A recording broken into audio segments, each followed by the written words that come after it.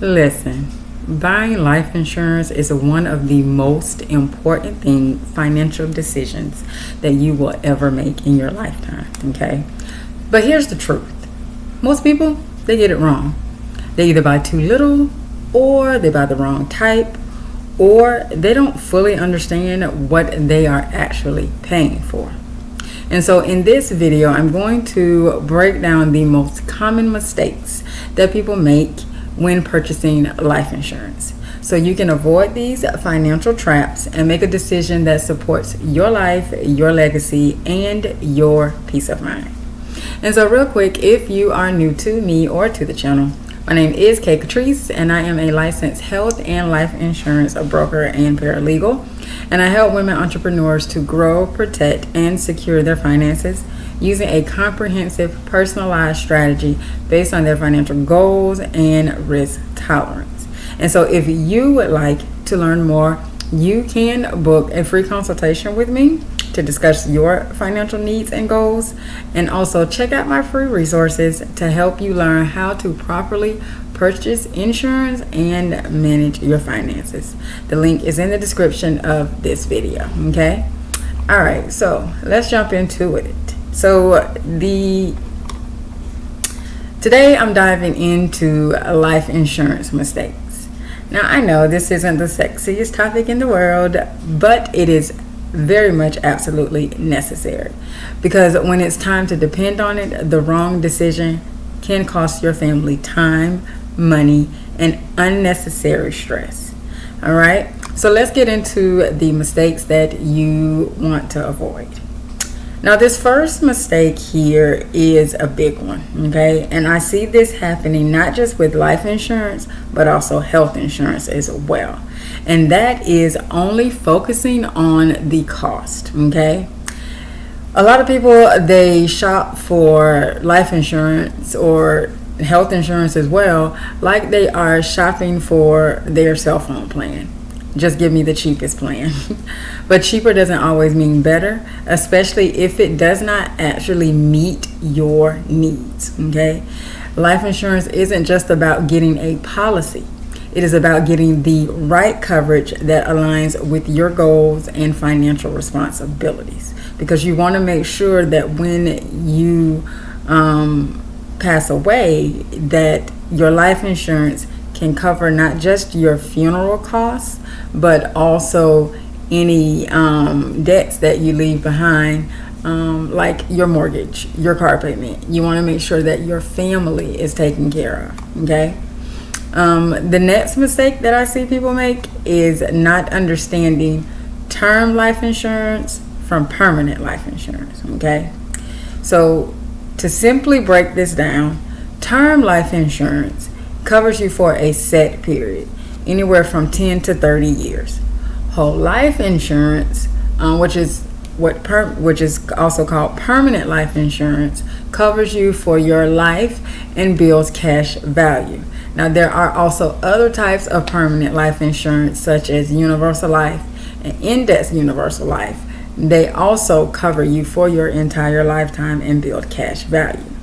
Now, one type of policy isn't better than the other. It really just depends on your stage in life, where you are in life, what you are wanting the policy to achieve for you, and what you need your money to do for you.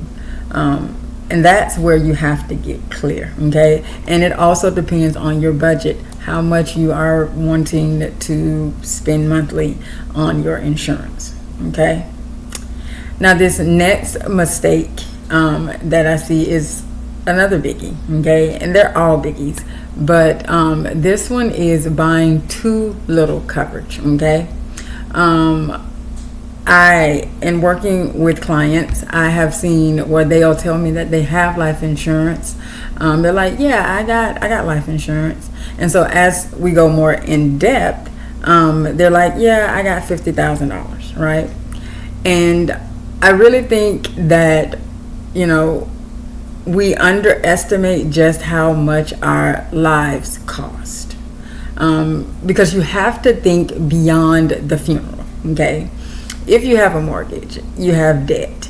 If you were to die and your children, were young, or you died while your children were in college and you were paying their college tuition, okay? So you have to think about that. You also have to think about any future financial goals that you want for your family. Having only $50,000 in coverage, it may seem like a lot when you purchase it, but for most families, that $50,000 is going to be gone just like that, okay?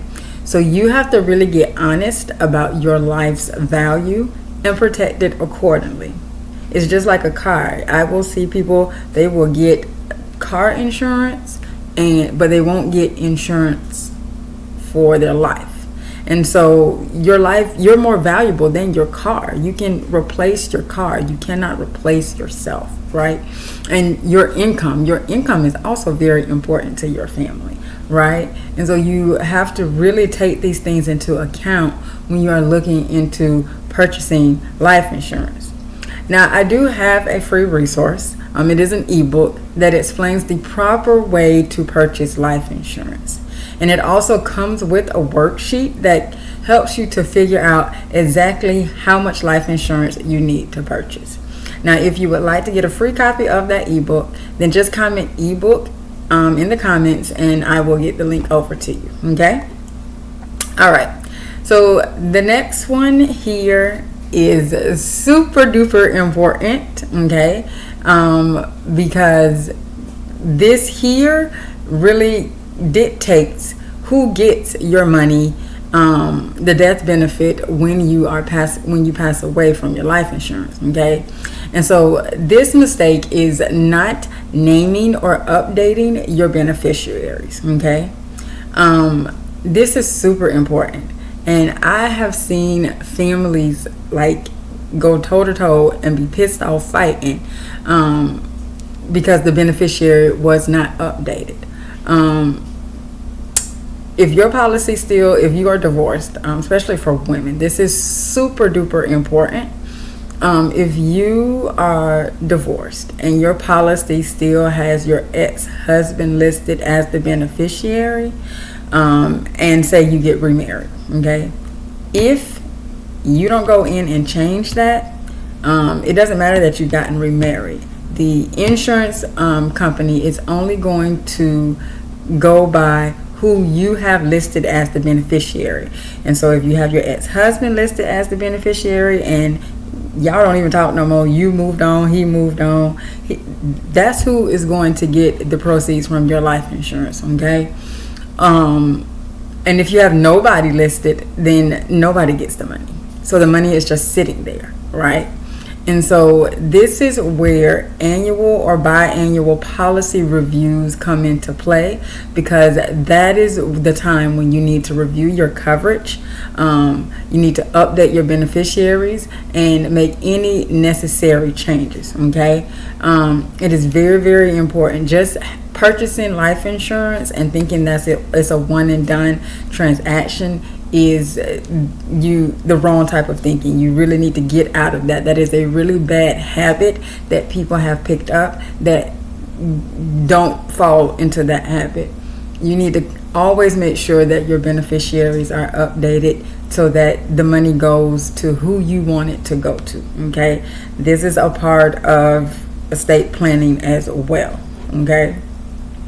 All right, and now mistake number 5. Okay, mistake number 5 that I see is not aligning your long-term goals with your insurance. Okay, and so when you purchase insurance, ask yourself, what is the end goal for this policy? Okay, life insurance is people still have that old mindset around life insurance that it's only to pay for your debts or to pay for your funeral. But in today's times, you can do so much more with life insurance. You can do, they have living benefits. You can use it for retirement. You can use it to pay for your kids' college education while you're still alive. There's just so many things that you can do with life insurance that you couldn't do years ago. Okay, and so you have to ask yourself, what is it that I want this policy to accomplish? Okay, it can be to cover debt, leaving a legacy, or to build generational wealth, or all three, right? And so your answer from this should guide you on the type of policy you should get, how much coverage you're going to need, and how long you should be covered. Okay. Again, my ebook walks you through all of that, and it helps you to figure out what it is that you are wanting to do when you purchase your life insurance. Okay. And so if you are finding value in this content, please do give it a thumbs up. It lets YouTube know that this is, you like the content, is good information, and they should share it out with more people. Okay. Now, mistake number 6 is ignoring the fine print. Okay. So when you purchase life insurance, you don't just sign it. Okay. Read it, like go through it. Pay attention to the exclusions, how long it takes for the policy to go into effect, what's required to keep it active. Policies do come with a 2-year contestability. Figure out what that is as you're reading it. If you have any questions about it, you need to ask the agent before you sign it and accept the policy. Especially if you're getting riders and you don't quite understand what the rider is, especially the living benefit riders and how they work, you need to make sure you understand all of that before you actually sign and purchase the policy. Okay. Life insurance companies, they don't pay out when you don't follow the rules, and nobody wants surprises when it comes time to claim. Like when it comes to most life insurance, if you commit suicide, it doesn't pay out. And so you want to make sure that you know what the exclusions are before you purchase that policy. Okay.